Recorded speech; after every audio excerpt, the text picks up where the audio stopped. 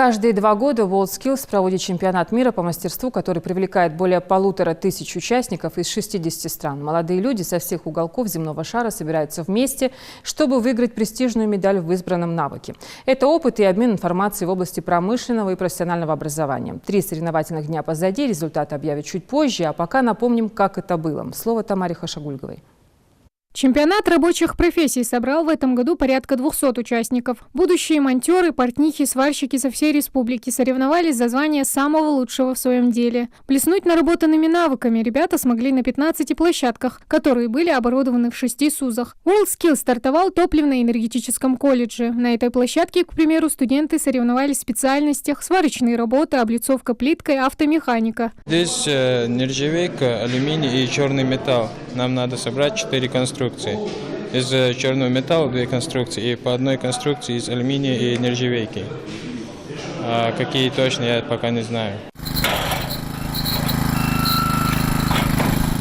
Здесь встречаются будущие спасатели. Они демонстрируют навыки поведения при автокатастрофе. За считанные минуты машина с пострадавшим лишается своей крыши. Теперь дело за малым. Нужно вытащить человека и оказать ему первую медицинскую помощь. Сладить с бинтами и шинами Лейла Келлигова может с закрытыми глазами, а вот вскарабкаться по авто и добраться до пострадавшего было не так-то просто. Но со своей главной миссией Лейла все-таки справилась. За короткое время мы смогли сделать пострадавшего из транспорта, оказать ему первую помощь и дождаться бригады скорой помощи и доставить его. Нешуточные баталии развернулись также и в Магасе, в технопарке «Кванториум». Здесь участники не студенты, а школьники. Юниорские турниры WorldSkills дают возможность осознанно выбрать профессию в быстро меняющемся мире, определиться с образовательной траекторией и в будущем без проблем найти свое место на рынке труда. Каждый может найти себе там место.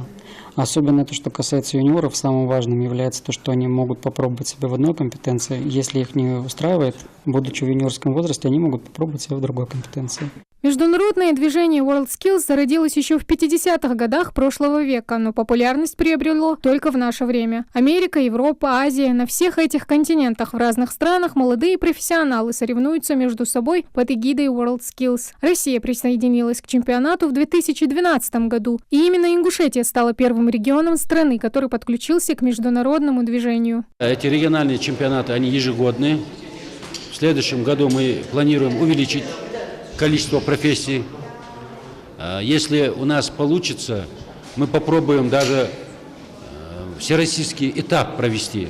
Мы сейчас ведем переговоры для того, чтобы по одной из профессий провести всероссийский этап у нас в республике. Уровень компетенции, уровень мастерства у студентов вырос. Благодаря новому оборудованию они уже по-другому начинают работать, мыслить.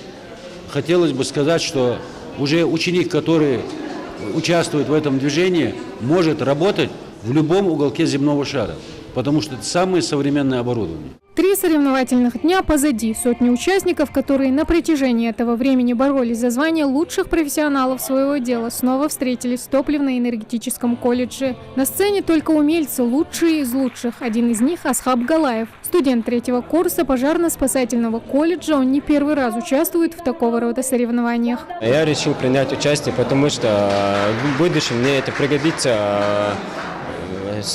Моя специальность спасатель, поэтому не знаешь, где попадешься, или же можешь попасть в нужный момент и помочь людям. Поэтому я решил участвовать и взять практику, чтобы у меня в будущем было.